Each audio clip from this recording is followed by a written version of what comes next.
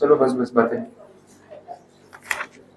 GST continue कर रहे हैं। नेक्स्ट टॉपिक, लास्ट लेक्चर में अपन ने सेक्शन नंबर 16 पूरा डिस्कस किया था।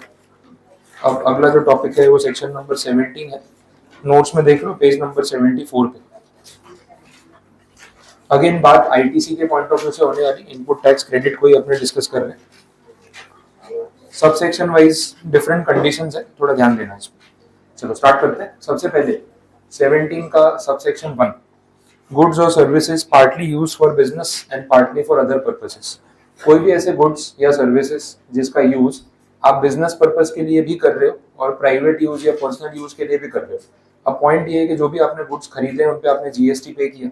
जीएसटी पे करने के बाद अगर आप वो गुड्स का बिजनेस यूज करते हो तो आपको आईटीसी मिलना चाहिए, और अगर आप पर्सनल यूज करते हो तो आईटीसी नहीं मिलना चाहिए। एक सिंपल एग्जांपल दे रहा हूँ, जैसे एयर कंडीशनर लगाया हुआ, अब मैंने एसी खरीदा क्लास के पर्पस के लिए, यहाँ पे इंस्टॉल किया, तो उस एसी के बिल में जितना मैंने जीएसटी भरा उसका आईटीसी मैं राइटफुली क्लेम कर सकता हूँ। रीजन बीइंग कि मेरा बिजनेस एक्सपेंस है, यहाँ एसी यूज कर रहा हूँ तो मेरे प्रोफेशन के लिए, बिजनेस के लिए यूज कर रहा हूँ।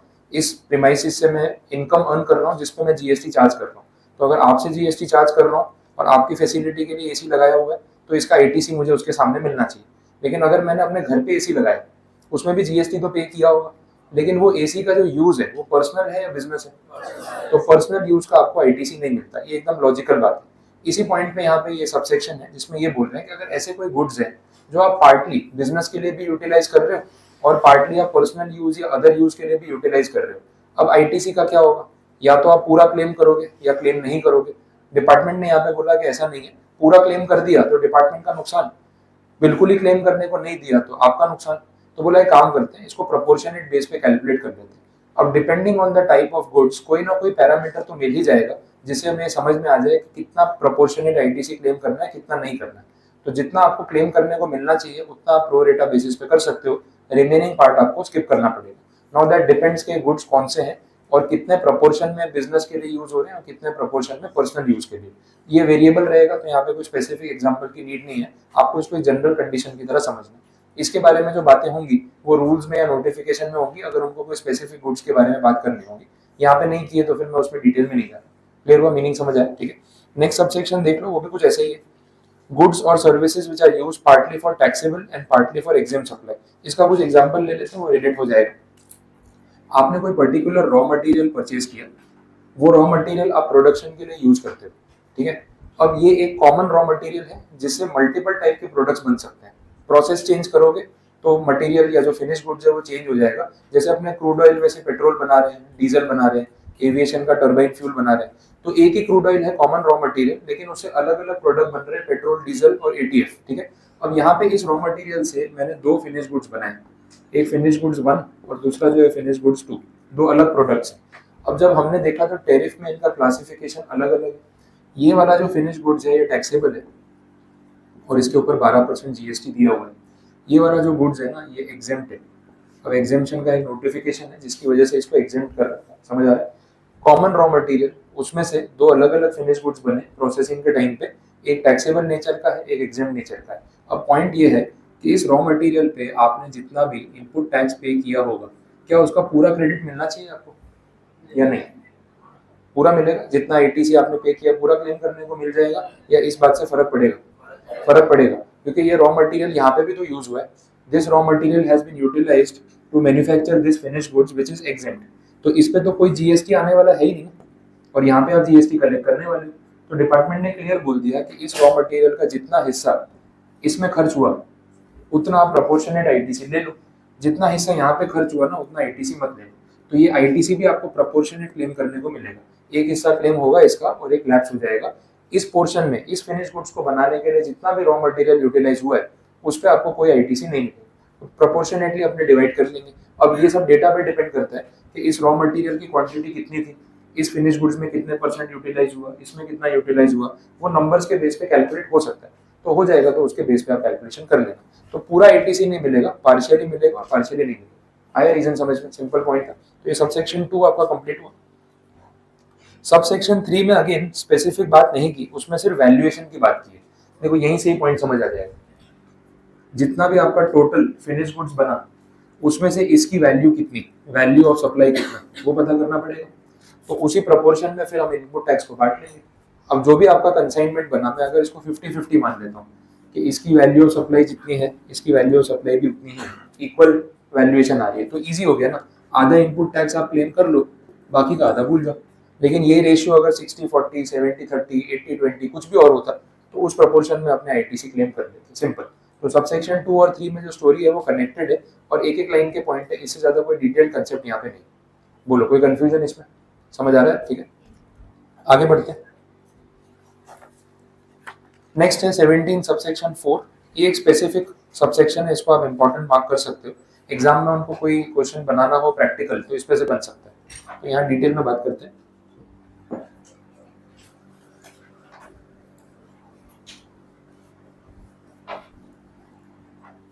अब ये 17 सबसेक्शन 4 स्पेसिफिकली बनाया गया है for banking entity, financial institutions and NBFCs. मतलब बैंकिंग चैनल जितना भी है ना, फाइनेंशियल चैनल, उनके लिए यहाँ पे बात हो रही है, उनको ध्यान में रख के ये सबसेक्शन बनाया गया है। तो बाकी किसी सर्विस प्रोवाइडर या गुड्स मैन्युफैक्चरर या ट्रेडर पे ये सबसेक्शन एप्लीकेबल ही नहीं है, ये हमें ध्यान रखना है। अब यहाँ पे हो क्या रहा है वो समझो। सिचुएशन क्या है, अपने बैंक का एग्जाम्पल ले रहे हैं, आपको थोड़ा बैंकिंग की सर्विसेज को इमेजिन करना पड़ेगा, समझना पड़ेगा। अब बैंक वाले आपको जो भी सर्विसेज प्रोवाइड करते हैं, मेजोरिटी पे जीएसटी है। बैंक वाले आपको क्या सर्विसेज प्रोवाइड कर रहे हैं, आपको क्रेडिट कार्ड इशू करके दे रहे हैं, आपका बैंक अकाउंट ओपन करके आपके फंड्स को मैनेज कर रहे हैं, आपका चेक के थ्रू आप पेमेंट कर रहे हो तो क्लियरिंग करके दे रहे हैं, फिर आपको बैंक स्टेटमेंट निकाल के देते हैं, बहुत सारी सर्विस होती है। अब आप बैंक से अगर आप कोई भी स्पेसिफिक सर्विस मांगोगे ना तो उसके ऊपर वो जीएसटी चार्ज करेंगे। एग्जाम्पल ले लेता हूँ, क्रेडिट कार्ड आपने इशू कराया, उसका पेमेंट करने में डिले हो गया, इंटरेस्ट लगेगा, वो इंटरेस्ट के ऊपर जीएसटी चार्ज करेंगे। अच्छा, आपने किसी को चेक इशू किया, फिर आपको लगा कि इसको पैसे नहीं देने चाहिए थे, तो आपने वो चेक का स्टॉप पेमेंट करा दिया, बैंक को बोला कि ये चेक क्लियर मत करना, मैंने ही दिया बट ना बोल रहा हूँ। बैंक वाले बोलेंगे ये फ्री नहीं है, इसका चार्ज लगेगा 200 रुपीज। बोले कोई बात नहीं, 200 रुपीज आप ले लो, लेकिन चेक जो है उसको क्लियर मत करना। Now this 200 rupees is subject to GST, इस पर जीएसटी चार्ज करेंगे। अच्छा, कितनी बार ऐसा होता है कि आपने किसी से चेक लिया, अपने अकाउंट में भरा, चेक बाउंस हो गया क्योंकि सामने वाले के अकाउंट में पैसे नहीं थे, तो इससे बैंक वालों को कुछ फर्क पड़ता है, वो चार्जेस लेते हैं आपसे या नहीं लेते? चार्जेस लेते हैं, ठीक है। तो हर बैंक के अलग अलग चार्जेस है। अब मान लो बैंक ने 100 रुपीज चार्ज दिया, वो 100 रुपीज पे भी जीएसटी आता है, बिकॉज ये सब फ्री में नहीं, उनका क्लियरिंग का टाइम वेस्ट हुआ, चेक इधर गया उधर गया, डिपॉजिट किया, पैसे ही नहीं निकले उसके अंदर, तो उनका भी तो काम हो गया, मतलब उन्होंने एफर्ट किया लेकिन उनको कुछ मिला नहीं उसमें, तो अल्टीमेटली वो उसके ऊपर पेनल्टी लगाते हैं। ये सारी चीजें जितने भी वो चार्जेस ले रहे हैं आपसे, सब कुछ सब्जेक्ट टू जीएसटी है। अच्छा, बैंक अकाउंट ओपन करवाते हो, सेविंग्स या करंट, तो अपने को डेबिट कार्ड इशू करके देते हैं, वो डेबिट कार्ड फ्री होता है क्या, या पूरे साल का कुछ एनुअल चार्ज लगता है? लगता है 150-200 रुपीज ऐसा कुछ, उस पर भी जीएसटी आता है। तो बैंक वाले आपको ये जितनी भी सर्विसेज दे रहे हैं, अच्छा चेकबुक खत्म हो गई, आपने बोला नहीं चेकबुक इशू कर दो, हो सकता है उसका कुछ चार्ज ले लें। फिर आप बैंक में गए, बोले बैंक स्टेटमेंट की प्रिंट आउट निकाल के दे दो, हो सकता है उसका कुछ चार्ज ले लें। ये सारे चार्जेस पे जीएसटी आता है, और बैंकिंग सर्विसेज में जो जीएसटी आ रहा है दैट इज 18%, वो रेट स्टैंडर्ड है, सर्विसेज पे वही लगता है। अब पॉइंट यहाँ पे ये है कि अगर हम बैंक की तरफ से बात करें जो एक सप्लायर और सर्विस है, अब बैंक के केस में क्या हो रहा है ना, उसके कस्टमर्स या जो अकाउंट होल्डर्स हैं वही उसके सर्विस रिसीवर्स या बायर्स हो गए, और बैंक सप्लायर और सर्विस है। लेकिन बैंक वाला आपको सर्विस देने के लिए कुछ इनपुट सर्विसेज कहीं से रिसीव करता होगा, या सारा काम खुद कर रहे हैं? कहीं ना कहीं से उनके भी कुछ सप्लायर्स होंगे। अब सप्लायर्स में कौन कौन हो सकते हैं वो भी समझ लो। देखो, बैंक अगर आपको चेकबुक इशू करके दे रही है तो चेकबुक खुद प्रिंट करती होगी, कहीं से करवाती होगी, डेफिनेटली होगी, और से प्रिंट कराती होगी। तो ये जो प्रिंटिंग वाला बंदा होगा जो उनको चेकबुक प्रिंट करके दे रहा है, वो बैंक का सप्लायर ही तो हो गया। तो उससे जो बैंक ने सर्विसेज ली वो इनपुट सर्विस हो गई, प्रिंटिंग की सर्विस, ठीक है, ये समझ आ रहा है? अच्छा, मोबाइल बैंकिंग भी तो होता है आजकल, बैंक का सारा काम ऑनलाइन होता जा रहा है, हर बैंक अपने बिजनेस को ऑनलाइन या मोबाइल ऐप के ऊपर शिफ्ट कर रही है, और बहुत ज्यादा वो लोग उस पर फोकस कर रहे हैं। इसका प्रैक्टिकल रीजन ये है, हर बैंक आज ये चाहती है कि कस्टमर को ब्रांच पे नहीं आना पड़े। रीजन बीइंग इनके बैंकिंग आवर्स ही ऐसे 10 से 4। अब 10 से 4 का टाइम ऐसा होता है जिसमें हर कोई अपना बिजनेस लेके बैठा है, तो बैंक जाने का मतलब है अपना प्रोडक्टिव आवर वेस्ट करके वहां जाओ। तो जो बैंक में अकाउंट होल्डर है उसको भी इरिटेशन होती है कि यार काम छोड़ के जाना पड़ेगा, बैंकिंग आवर्स तो हमारे ऑफिस आवर्स से भी कम है, उसी के बीच में जाना पड़ेगा, उसमें इनका लंच टाइम भी होता है, वो भी ध्यान रख के जाओ, किसी का 12 से 1 है, किसी का 1 से 2 है, किसी का 12:30 से 1:30 बजे। एसबीआई वालों को तो अलग ही है, उनका 10 से 4 पूरा ही लंच टाइम अलग ही चल रहा है। तो क्या करेंगे? तो ऑब्वियसली वो टाइम वेस्ट होता है। अब सारी प्राइवेट बैंक्स ये कोशिश कर रही है कि अगर हम मोबाइल ऐप ऐसा बना दें कि सारा काम ऑनलाइन हो जाए, तो हर अकाउंट होल्डर अपने फोन में से सब चीजें ऑपरेट कर सकता है, उसको आने की जरूरत नहीं। तो ये मोबाइल एप्लीकेशन भी तो उनको कहीं ना कहीं से बनवाना पड़ा होगा, बैंक वालों ने खुद तो बनाया नहीं होगा। तो ये पॉइंट पे बात कर लेते हैं। तो जो मोबाइल एप्लीकेशन है वो भी उनके लिए क्या है, इनपुट सर्विस। समझ आ रहा है? अब मैंने आपको कल मेरा एग्जांपल दिया तो उसमें बताया था कि जो मेरा मोबाइल ऐप मैं आपको प्रोवाइड कर रहा हूँ वो क्या है, मेरे लिए इनपुट सर्विस है ताकि मैं आपको सर्विस दे सकूँ। तो सेम सिचुएशन में भी यहाँ पे बैंक है। अब पॉइंट यहाँ पे ये बनता है कि बैंक वाले जब अपने अकाउंट होल्डर को सर्विस दे रहे हैं तो उनसे जीएसटी चार्ज कर रहे हैं, और यही बैंक वाले जब इनसे सर्विसेज रिसीव कर रहे हैं तो उनको भी तो जीएसटी पे कर रहे होंगे इनपुट टैक्स के नाम पे। समझ आ रहा है? तो अगर आप बैंक के पॉइंट ऑफ व्यू से सोचो तो उन्होंने भी आउटपुट टैक्स कलेक्ट करना है, उन्होंने भी इनपुट टैक्स का क्रेडिट लेना है, और बाकी का जो पेमेंट है वो डिपार्टमेंट को कैश में करना है। ये ट्रांजेक्शन होने वाला है। अब इस ट्रांजेक्शन को नॉर्मल प्रोसीजर से करना है तो कोई प्रॉब्लम है नहीं। जैसे आप और मैं जीएसटी का ट्रांजेक्शन करते हैं वैसे ही बैंक वाले भी हर महीने हिसाब कर लेंगे कि कौन कौन सी सर्विस पे जीएसटी कलेक्ट किया, कौन कौन सी सर्विसेज पे जीएसटी पे किया, उसको कैसे सेटल करना है, कितना कैश में पे करना है। ये बात समझ में आ गई? बट इसमें बैंक वालों को भी एक चीज का ध्यान रखना है, बैंक जितनी भी सर्विसेज प्रोवाइड कर रही है जरूरी तो नहीं कि सारी टैक्सेबल होगी, ऐसा तो नहीं है ना। हो सकता है वो लोग एग्जेम्प्ट सर्विस भी प्रोवाइड करते हो जिसपे जीएसटी नहीं आता। तो मैं बैंक की सारी सर्विसेज को दो पार्ट में बांट रहा हूँ, एक टैक्सेबल और दूसरा एग्जेम्प्ट। अब जब ये बात आती है तो फिर आईटीसी पे भी इसका इफेक्ट होता है। अभी हमने देखा पीछे 17 सबसेक्शन 2 और 3 में कि भाई अगर आप टैक्सेबल सर्विसेज भी प्रोवाइड कर रहे हो और एग्जेम्प्ट सर्विसेज भी प्रोवाइड कर रहे हो तो जितना भी इनपुट टैक्स आपने पे किया वो पूरा क्लेम करने को नहीं मिलेगा। फिर आपको बाइफरकेशन करना पड़ेगा कि इसका कितना हिस्सा इससे रिलेटेड है। जितना हिस्सा टैक्सेबल सप्लाई से रिलेटेड है उतना आप आईटीसी क्लेम कर लो, लेकिन ये इनपुट टैक्स आपने जिसको पे किया जो इस चीज से रिलेट कर रहा है तो वो फिर क्लेम करने को नहीं मिलना चाहिए। आ रहा है समझ में? तो बैंक वालों को हर महीने ये हिसाब करना पड़ेगा कि कितना टैक्सेबल से एसोसिएट हो रहा है, कितना एग्जेम्प्ट से, तो पता चलेगा कितना क्लेम करने को मिल रहा है, कितना नहीं मिल रहा। आया समझ में? अब ये सब चीजें यहाँ पे बोलने में भले सिंपल हो सकती है लेकिन प्रैक्टिकली अगर कैलकुलेट करना हो एक बैंकिंग एंटिटी को तो उसमें कितने ट्रांजेक्शन होंगे। एक बैंक के डेली ट्रांजेक्शन शायद लैक्स या करोड़ में जाते होंगे क्योंकि अकाउंट होल्डर्स इतने सारे। तो ये सारा हिसाब हर महीने करना हो सकता है उनके लिए बहुत ज्यादा टाइम कंज्यूमिंग हो जाए, और इतना स्टाफ रखना, इतना कैलकुलेशन कराना प्रैक्टिकली उनको डिफिकल्ट लगे। इस चीज को ध्यान में रखते हुए ये सेक्शन बनाया अपना 17 सबसेक्शन 4। इसमें जीएसटी अथॉरिटीज ने बैंक वालों को और इन दोनों को ये ऑप्शन दिया कि आपके लिए एक लमसम स्कीम निकाल देते हैं। ये एक्चुअल कैलकुलेशन का झंझट हर महीने का छोड़ दो, एक काम करो लमसम स्कीम का यूज कर लो। तो बोले लमसम स्कीम में क्या करना है? बोला जितना भी आपने इनपुट टैक्स पूरे महीने का पे किया है ना उसको 50-50 कर लो, 50% क्लेम कर लो, 50% भूल जाओ। समझ आ रहा है? वो उस बेसिस पे क्योंकि आप जो भी सर्विसेज देते हो उसमें कुछ टैक्सेबल होती है, कुछ एग्जेम्प्ट होती है। तो एग्जेम्प्ट वाले में तो आईटीसी मिलता नहीं, टैक्सेबल वाले पे मिलता है। बट कितनी टैक्सेबल कितनी एग्जेम्प्ट ये एक्चुअल कैलकुलेट नहीं करना है तो 50-50 लमसम ले लो। समझ आ रहा है? अच्छा, ये सब सेक्शन ऑप्शनल है, मैंडेटरी नहीं है कि बैंक वालों को यही फॉलो करना है। तो अब इसमें पॉइंट ये है कि कोई भी बैंक क्या करेगी, कैलकुलेशन तो करने ही वाली है, इस हिसाब से भी गिनेगी, इस हिसाब से भी गिनेगी, जो सस्ता पड़ेगा वो करेगी। आ रहा है समझ में? अब एक एग्जाम्पल लेते हैं, अपनी जो बैंकिंग एंटिटी है जिसका अपन एग्जाम्पल ले रहे हैं वो लोग टैक्सेबल सर्विसेज प्रोवाइड करते हैं 75% और एग्जाम सर्विसेज का उनका रेवेन्यू है 25%। ये रियल डेटा है जो उनके पास कैलकुलेशन है। अब मुझे बताओ उनके लिए एक्चुअल कैलकुलेशन ज्यादा बेनिफिशियल होगा या फिर लमसम स्कीम ज्यादा बेनिफिशियल होगी आईटीसी के पॉइंट ऑफ व्यू से? बोलो।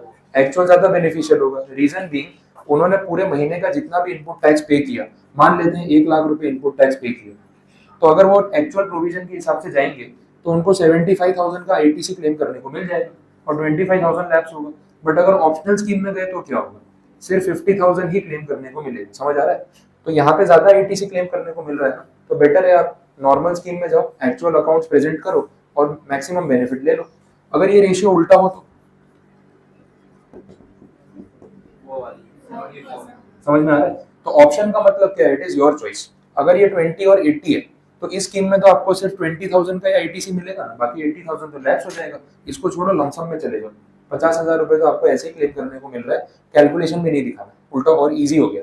तो ये दोनों ऑप्शन आपके पास है, आपको क्या करना है। अब देखो बैंकिंग में ऐसा कोई प्रॉब्लम है नहीं, बैंक में इतना सारा स्टाफ होता है, पढ़े लिखे लोग होते हैं, सारा सिस्टम ऑटोमेटेड कंप्यूटराइज्ड है। तो ये सब कैलकुलेशन का सिस्टम सेटअप करना वन टाइम एफर्ट है, लेकिन उसके बाद हर महीने प्रॉब्लम नहीं आती। तो ऐसा नहीं है कि बैंक वाले हवा में चल रहे हैं, गिनते नहीं होंगे ये सब, कैलकुलेशन तो हर चीज का होता ही होगा। बट ऑप्शन देने का मतलब ये है कि आपको इसमें से जो ज्यादा बेनिफिशियल लगे आप कर सकते हो। बोलो, ये समझ में आ रहा है? तो 17 subsection 4 is an optional scheme to claim ITC on lump sum basis and this is applicable only for banking activities. Banking financial institutions और एनबीएफसीज। अभी एनबीएफसीज क्या होता है, कुछ आइडिया है? नॉन बैंकिंग फाइनेंशियल कॉर्पोरेशन या कंपनीज। तो ये तो फुल फॉर्म हो गया, ये लोग करते क्या है वो मालूम है? अब बैंकिंग जैसी सर्विसेज देते हैं लेकिन बैंक नहीं होती, ये इसका एक बेसिक अपने मीनिंग निकाल सकते हैं। NBFC non banking financial company, तो ये बैंकिंग सर्विस नहीं दे रहे लेकिन फाइनेंशियल सर्विसेज देते हैं।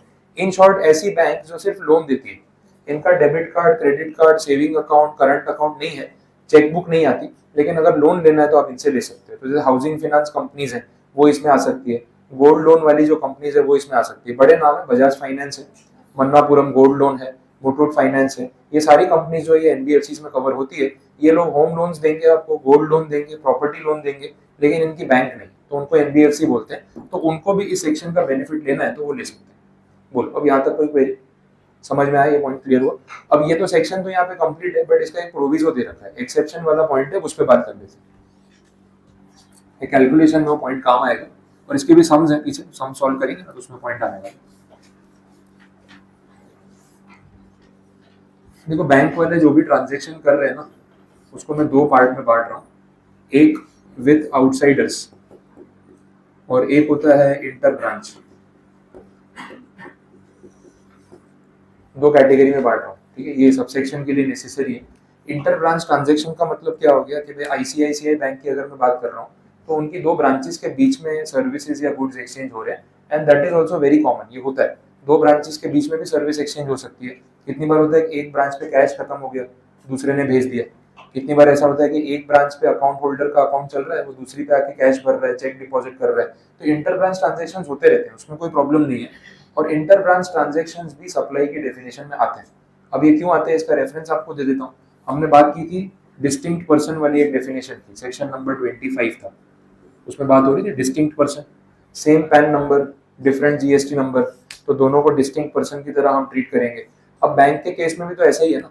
आईसीआईसीआई बैंक जो है वो तो एक कंपनी है, अब उस कंपनी का एक सिंगल पैन नंबर होगा, समझ आ रहा है? लेकिन आईसीआईसीआई बैंक की पूरे इंडिया में 6000 ब्रांचेस है, तो 6000 ब्रांचेस का जीएसटी नंबर सेम होगा या अलग अलग होगा? अलग होगा, क्योंकि तो ऑल ओवर इंडिया है, तो स्टेट भी चेंज हो जाते हैं।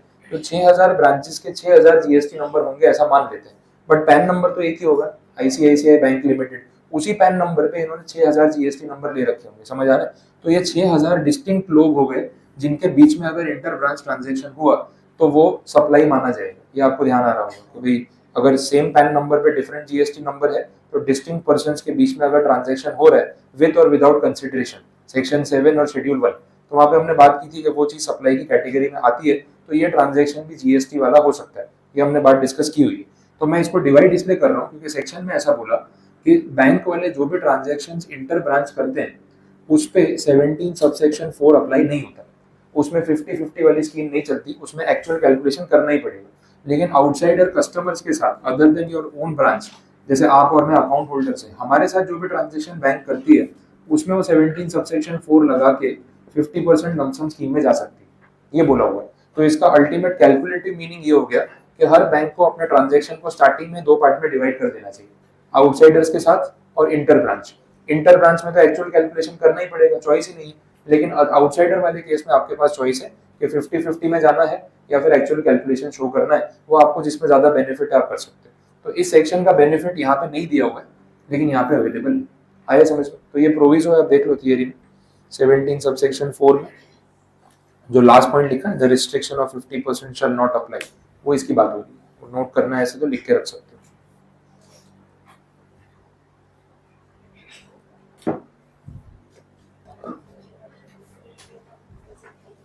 बोलो हो गया, नोट कर लिया? कुछ नहीं समझ आया, कुछ क्वेरी, कुछ पूछना है? कंप्लीट यहाँ तक, ठीक है? तो 17 सबसेक्शन 4 इसके साथ अपना पैकअप। नेक्स्ट देख लेते हैं 17 सबसेक्शन 5। इंटरेस्टिंग है, डिटेल्ड लिस्ट है। इसको बोलते हैं नॉन अवेलेबिलिटी ऑफ आईटीसी, या सबसेक्शन का दूसरा नाम है that is called block credits, तो ब्लॉक क्रेडिट भी बोलते हैं। और नॉन अवेलेबिलिटी ऑफ आईटीसी वाला पॉइंट तो लिखा हुआ है।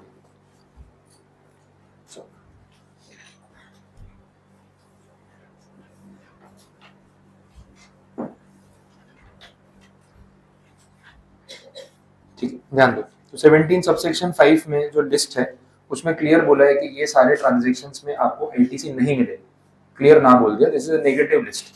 तो स्टार्टिंग से जो भी पॉइंट्स आ रहे हैं A double A B B, ये सारे वो पॉइंट्स हैं जिसमें आपको आईटीसी नहीं मिलेगी। लेकिन फिर अगर वहाँ पे कहीं एक्सेप्ट या अदर देन या अनलेस लिखा हो तो फिर उस पॉइंट पे आपको आईटीसी मिलेगा। इस फॉर्मेट में इसको ध्यान रखना है। अब स्टार्टिंग से देखते जाते हैं, लैंग्वेज के साथ साथ पता चल जाएगा। सबसे पहला जो पॉइंट है जहाँ पे आईटीसी अवेलेबल नहीं है, उसमें बोला मोटर व्हीकल्स। आपने कार परचेज की है फॉर ट्रांसपोर्टेशन ऑफ पीपल। अब गाड़ियों के केस में क्या होता है ना, एक अप्रूव्ड सीटिंग कैपेसिटी का कंसेप्ट है। अप्रूव्ड सीटिंग कैपेसिटी का मतलब क्या है कि आप उस गाड़ी में ऑफिशियली कितने लोगों को बिठा सकते हो। अब कितने लोगों को बिठाते हो वो अलग बात है, लेकिन कितने लोगों को बिठा सकते हो उसकी एक ऑफिशियल सीटिंग कैपेसिटी होती है। आपके पास भी जो 2 व्हीलर या 4 व्हीलर होगा उसकी जो आरसी होती है, रजिस्ट्रेशन कार्ड होता है, उस पर आप देखना मेंशन किया होता है अप्रूव्ड सीटिंग कैपेसिटी। तो अगर आपके पास 2 व्हीलर है, एक्टिवा या ऐसा कोई मोपेड स्कूटर है, तो उसकी ऑफिशियल सीटिंग कैपेसिटी होती है 2 पीपल। बाकी आपने रोड पे देखा होगा कितने बैठे होते हैं, ठीक है। बाइक की कैपेसिटी भी 2 लोगों की होती है। मैंने 5 लोगों को तो बैठे हुए देखा है भाई, 3 4 5। पांचवा कहाँ बैठा होता है आज तक समझ में नहीं आया। बैठा होता है या उसको जो लग रहा होता है कि बैठा है पता नहीं, लेकिन फिर भी 5 लोग बैठे। और ऐसा भी नहीं है कि वे दुबले पतले लोग हैं तो आगे हट्टे कट्टे लोग बैठे, और एक बाइक के ऊपर 5-5 लोग बैठ के जा रहे हैं। है कुछ ना कुछ टैलेंट अपनी इंडियन पब्लिक में है कि अपने मैनेज कर लेते हैं। तो भाई किसी भी चीज को 100% एफिशिएंसी से ऊपर जाके कैसे यूज करना है वो अपने को आता है। ऑफिशियली 100% कैपेसिटी मतलब 2 लोग बैठे हैं, अगर 5 बैठे हैं तो आपने 250% कैपेसिटी यूटिलाइज कर ली एक व्हीकल, तो ये हो रहा है, ठीक है, आपने देखा ही होगा। अच्छा 4 व्हीलर में भी तो होता है ऐसा। अब गाड़ियों की अप्रूव सीटिंग कैपेसिटी नॉर्मली कितनी होती है? 4 सीटर मिनिमम अगर छोटी गाड़ी है, या तो मिड साइज कार है तो 5 सीटर, एसयूवी कैटेगरी का 7 सीटर। आपने देखा होगा 5 सीटर वाले में कितने लोग जा रहे होते हैं, है ना। किसी घर में शादी का फंक्शन है, 10 लोग 12 लोग बैठ के जा रहे हैं, ठीक है, एक की गोद में एक बैठा हुआ है, ठीक है। ड्राइवर की सीट पे वो अकेला बैठा है, वही बड़ी बात है, हो सकता है वहां पे भी किसी को बिठा ले। बाजू वाली सीट पे 2 बैठे हैं। अच्छा पीछे की सीट पे 3 लोगों की कैपेसिटी होती है, 6-7 लोग बैठे होते हैं। ऊपर से गाड़ी सीएनजी वाली है वो अलग, तो पीछे से गाड़ी देखो तो बेचारे के सस्पेंशन तो नजर ही नहीं आ रहे, है ना, वो ग्राउंड लेवल के एकदम पास में चल रही होती है, वैसा होता है। ये आपने देखा होगा। ये सब फिर भी ठीक है, इससे ऊपर जो लेजेंड लेवल पे आते हैं अपने ऑटो रिक्शा वाले, है ना। स्कूल ऑटो में अगर आप गए, अब ऑटो रिक्शा की भी ऑफिशियल सीटिंग कैपेसिटी 3 लोगों की होती है, ठीक है। पर वो 3 लोगों का जो सोफा है 5 तो उस पर बैठे होते हैं, फिर सामने वो लकड़ी का प्लैंक होता है। आप स्कूल टाइम में रिक्शा में ट्रैवल किए होंगे तो आपको पता होगा अच्छे से। तो एक सोफा सीट, एक सामने वो लकड़ी का जो प्लैंक होता है वो, अच्छा उसमें भी ना पैर ऐसे ऑल्टरनेट रख के बैठने पड़ते हैं, तो फिर आपके पैर टकराएंगे एक दूसरे से, तो वैसे बैठना पड़ता है। तो वहां पे 4-5 लोग अलग बैठे। अच्छा पीछे जो लगेज रखने की जगह होती है उसमें भी 4-5 बच्चे बैठे होते हैं। तो इतनी सी जगह में 15 बच्चों को फिट कर दिया वो ऑटो वाले ने। यहाँ पे उसका मन भरा नहीं है। आगे जो ड्राइवर बैठा है 2 इस तरफ 2 उस तरफ, एक भी नहीं 2-2 होते हैं। अब टर्न लेना है तो फिर वो आजू बाजू वाले टर्न ले रहे हैं, तो ऑटो वाला वो टर्न ले रहा है पता नहीं, तो वो उनके वजन से भी रिक्शा घूम सकती है, उनको कुछ करना नहीं है ना। अब आप गिन लो टोटल कितने हो गए ड्राइवर को मिला के, आगे 5, फिर वो लकड़ी के प्लैंक के ऊपर 5, 10, सोफे पे 5, 15, पीछे वो जो लगेज रूम है उसके अंदर, और तो 15 से 20 लोग बैठे ऑटो के अंदर, और अप्रूव्ड सीटिंग कैपेसिटी उसकी 3 लोगों की। अच्छा स्कूल ऑटो में तो ये ठीक है, फिर वो जो मजदूर लोग जा रहे होते हैं वो भी आप देख लो, सुबह शाम आपको दिखेंगे, बटार 4 रास्ते में देखता हूँ, सुबह भी एक ऑटो में 10-12 लोग जा रहे हैं, शाम को भी उसी ऑटो में इतने लोग वापस आ रहे हैं। अब उनका क्या है, वही है कि भाई बजट कम है, ट्रैवलिंग का खर्चा कर नहीं सकते, तो 3 की ऑटो में 12-12 लोग बैठे हुए हैं। अब ये तो बच्चे भी नहीं है कि स्कूल जाने वाले, छोटे बच्चे हैं, जो एडल्ट लोग हैं, फिर भी वो रिक्शा में इतने सारे लोग बैठे। और अगर कहीं फ्लाईओवर आ गया देख लेना, लिटरली मेरे घर के रास्ते में फ्लाईओवर है, मैं रेगुलर देखता हूँ, फ्लाईओवर पे वो ऑटो खुद मना कर देती है कि मैं तो आगे नहीं जा रहा, तुम लोग देख लो क्या करना। यही होता है। अब 2-4 लोग उतरेंगे, फिर वो जब स्लोप चढ़ जाएंगे फिर ये बैठ जाएंगे। अब स्लोप उतरते टाइम तो ग्रेविटी अपना काम कर लेगा, फिर कोई प्रॉब्लम नहीं है, ठीक है, ये होता है। बट ऑटो रिक्शा की पूरी जान निकाल देते हैं। 200 सीसी का इंजन है ऑटो रिक्शा का, जो एक बाइक का होता है। अब सोचो 12 लोग बैठे उसमें, क्या हालत हो रही होगी, बट ऐसे ही चल रहा है। तो ओवर यूटिलाइजेशन जो हम करते हैं ना, वो अपने से अच्छा कोई नहीं कर सकता। बीच में अभी उत्तर प्रदेश में इलेक्शन थे 2-4 महीने पहले, तो वहां पे ना पुलिस वालों ने एक ऑटो वाले को रोका, क्योंकि वही बहुत ज्यादा लोग बैठे हुए थे। और अपने यहाँ सूरत में जो ऑटो है ना वो छोटे हैं कंपेरेटिवली, काफी स्टेट्स में बड़े ऑटो चलते हैं, तो उनकी सीटिंग कैपेसिटी ज्यादा होती है। उस ऑटो में से 25 लोग निकले। सच बोल रहा हूँ मैं, वीडियो आया था तो पुलिस वाला वीडियो बना रहा था, निकले जा रहे टोटल गिने तो 25 लोग ऑटो में से निकले। सोचो कैसे बैठे होंगे और कितना बड़ा ऑटो होगा वो। अप्रूव्ड कैपेसिटी नहीं थी, लेकिन आपको पता है इतने लोग, अपने 3 की कैपेसिटी में अगर 12 बैठ रहे हैं तो 25 लोग बैठे हैं तो उसकी कैपेसिटी भी 7 या 8 लोगों की हो सकती है। तो बड़ा ऑटो था, पर 25 पीपल उसमें से निकले और ये वीडियो वायरल हो गया था कि एक ऑटो में कितने लोग बैठे हुए हैं। तो ऐसा होता है, तो ये जुगाड़ पे चलता है, चल सकता है। ठीक, अब यहाँ पे पॉइंट क्या है वो समझो। ये पॉइंट मैं बता रहा हूँ, मोटर व्हीकल या जो कार की बात हो रही है जिसकी अप्रूव्ड सीटिंग कैपेसिटी 13 लोगों से ज्यादा नहीं है। अभी सब ध्यान रखना, ये आपको क्वांटिटी याद रखनी पड़ेगी। अब सोचो ऐसी ऐसी कार या 4 व्हीलर या ऐसा व्हीकल जिसकी अप्रूव्ड सीटिंग कैपेसिटी है अप टू 13 पीपल, तो अपने या फिर उसमें कितने लोग बैठेंगे? 30-40 लोग तो बैठ ही जाएंगे, है ना। अगर अप्रूव्ड सीटिंग कैपेसिटी 13 पीपल की तो सोच लो। अच्छा, इसमें ब्रैकेट में क्लियर किया इंक्लूडिंग द ड्राइवर, वो बताना जरूरी था। अपना सवाल पहले ये आता है, ड्राइवर फिर एक और ऐड कर लें कि इसमें इंक्लूडेड है, पहले ही बोल दिया इंक्लूडेड है और लोगों को मत बिठाना, ठीक है। तो ऐसा व्हीकल अगर आपने खरीदा है, इस पे आपने जीएसटी तो पे किया होगा, लेकिन हम यहाँ पे नेगेटिव लिस्ट पढ़ रहे हैं, इस पे आपको आईटीसी नहीं मिलेगा। कहने का मतलब ये कि आपने अपने पर्सनल यूज के लिए फैमिली में कार परचेज की जो 5 सीटर है, तो 5 सीटर कार खरीदने पे आपका जीएसटी तो लगने ही वाला है, उस जीएसटी का आपको कोई आईटीसी नहीं मिलेगा। ये क्लियर हो गया। तो up to 13 people approved seating capacity वाली अगर गाड़ी है या कोई भी मोटर व्हीकल है, उसका आईटीसी क्लेम नहीं कर सकते। अगर अप्रूव्ड सीटिंग कैपेसिटी ही मोर देन 13 पीपल है तो फिर वो वैसे भी ट्रांसपोर्ट वाली कैटेगरी में आ गई, वो पर्सनल यूज में शायद ही आएगी, उसमें बाय डिफॉल्ट आपको जीएसटी का आईटीसी मिल जाएगा। ये क्लैरिफाई कर दिया, क्लियर। लेकिन 13 पीपल से कम या उतने तक की कैपेसिटी हो तो उसमें आईटीसी मिलेगा ही नहीं, ऐसा भी जरूरी नहीं है, कुछ एक्सेप्शंस आएंगे। अब यहाँ पे देखो आगे लिखा है एक्सेप्ट करके, तो एक्सेप्ट के बाद जो स्टोरी स्टार्ट होगी उसमें आपको आईटीसी मिलेगा। और क्यों मिलेगा वो आपको अभी रीजन समझ आ जाएगा, मैं पॉइंट्स पहले एक्सप्लेन कर देता हूँ। एक्सेप्ट में जो पहला पॉइंट है उसमें बोला this vehicle has been purchased for further supply, ये पहली सिचुएशन है। अब फर्दर सप्लाई का मतलब क्या है, इसका एग्जांपल ले लेते हैं। अब जैसे सपोज ऐसा कुछ है, अपने Hyundai का या टाटा मोटर्स किसी का भी एग्जांपल ले लो, ठीक है। टाटा मोटर्स जो है वो कंपनी है जो कार मैन्युफैक्चर कर रही है, दिस इज अ मैन्युफैक्चरर। लेकिन टाटा मोटर्स लोगों को गाड़ियां खुद थोड़ी ना बेच रही है। सिस्टम क्या होता है ना कि कोई एक डीलरशिप परचेज कर लेता है, ठीक है। तो टाटा मोटर्स की किसी ने डीलरशिप ली होगी, ठीक है। ये जो डीलर है ये टाटा मोटर्स से कार परचेज करता है और फिर ये डीलर कस्टमर को गाड़ी बेचता है। तो आप गाड़ी खरीदने के लिए जो शोरूम पे जाते हो ना, वो शोरूम टाटा कंपनी का खुद का नहीं, उसने किसी को फ्रेंचाइज या डीलरशिप दे रखी है कि हम आपको कार सप्लाई करेंगे, कस्टमर को कार बेचने की रिस्पॉन्सिबिलिटी आपकी। अब क्योंकि वो ऑथोराइज डीलर है तो आपको उसके शोरूम के बाहर टाटा मोटर्स का बड़ा सा बोर्ड लगा हुआ मिलेगा, लेकिन आप देखना एक डीलरशिप का अलग से नाम भी होता है। टाटा मोटर्स लिखा है लेकिन कुछ ना कुछ नाम रखा होगा जिससे आपको पता चलेगा कि ये डीलरशिप है, कंपनी का खुद का शोरूम नहीं है। और ऐसा सिस्टम ही नहीं है, सब जगह कंपनी खुद के शोरूम नहीं चलाती, वो तो डीलरशिप के थ्रू ही काम करते हैं, समझ आ रहा है। अब यहाँ पे जो गाड़ी आप खरीद रहे हो ना, ये कार डायरेक्टली आप कंपनी से नहीं खरीद रहे हो, आप डीलर से खरीद रहे हो, समझ में आ रहा है।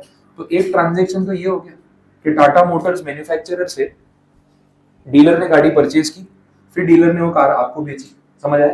तो this is one supply, this is another supply, clear ये पॉइंट।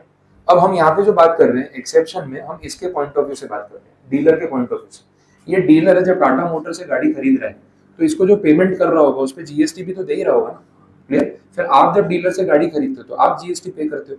अब पॉइंट ये है कि जो डीलर है ये गाड़ी खुद के यूज के लिए खरीद रहा है या आगे बेचने के लिए खरीद रहा है, तो इसके लिए तो बिजनेस पर्पस हो गया ना। तो इसने जितना भी जीएसटी पे किया उसको इनपुट टैक्स का क्रेडिट मिलना चाहिए कि नहीं मिलना चाहिए, डेफिनेटली मिलना चाहिए। तो वही पॉइंट पे यहाँ पे बात हो रही है। एक्सेप्शन में यही बोला कि अगर आपने गाड़ी खरीदी है फॉर फर्दर सप्लाई, आगे बेचने के लिए, तो आपको आईटीसी मिलेगी।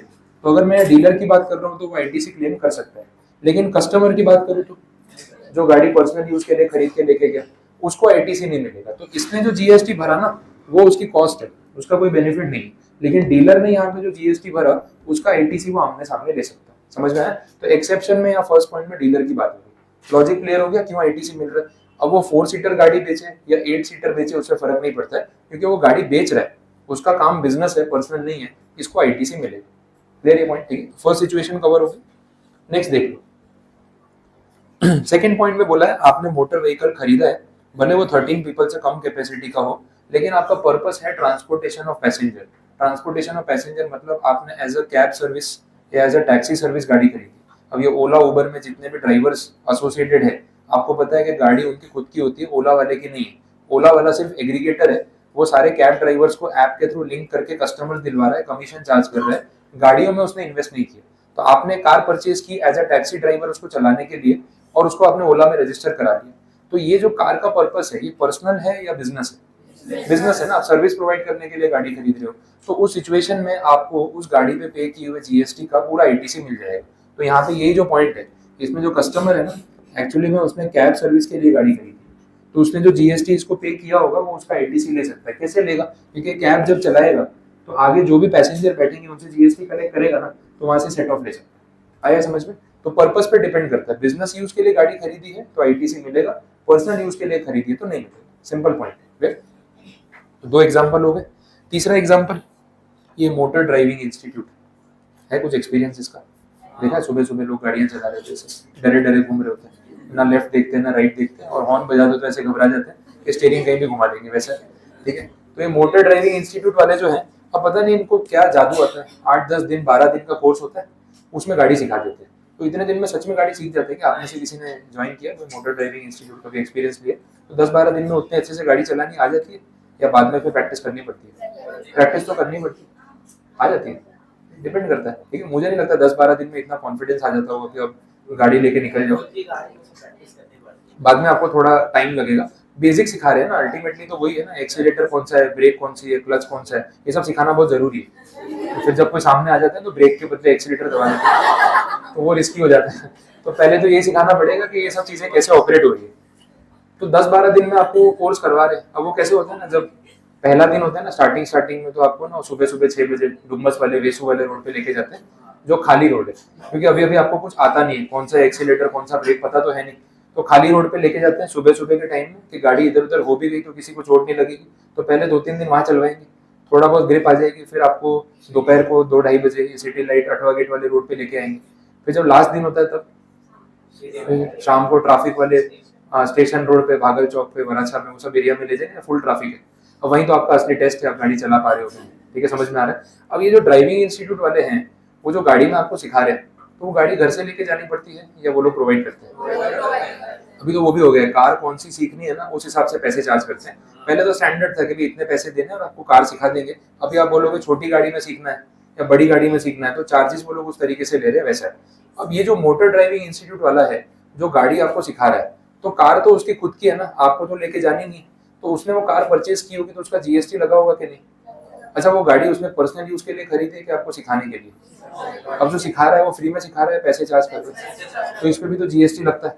तो उसके लिए तो ये आउटपुट सर्विस हो गई ना। तो उसने मोटर ड्राइविंग इंस्टीट्यूट के पर्पज से जो गाड़ी खरीदी है, उस पर वो जीएसटी पे कर रहा है, तो आगे आपसे भी तो जीएसटी कलेक्ट कर रहा है, तो उसको आईटीसी का बेनिफिट यहाँ पे मिलना चाहिए।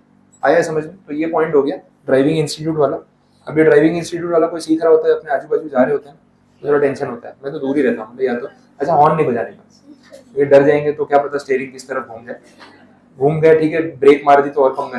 तो चुपचाप निकल जाओ, इनको हॉर्न मार के परेशान मत करो, क्योंकि डरे हुए होते हैं। अच्छा, सूरत का ट्रैफिक भी कम नहीं, कोई गाड़ी चलाना सीख रहा हो और आजू बाजू से अपनी पब्लिक कैसे चला के जाती है अपने को पता है, पर वो ठीक है, ऐसे जाना भी चाहिए ना, उसको रियलिटी फील होनी चाहिए। अब आप उसके साथ एकदम ऐसे दया भावना से चल रहे हो कि तो सीख रहा है, चलो धीरे चलाएंगे, तो जब सीख के निकलेगा, फिर जब उसको रियलिटी पता चलेगी तो डाइजेस्ट नहीं होगी।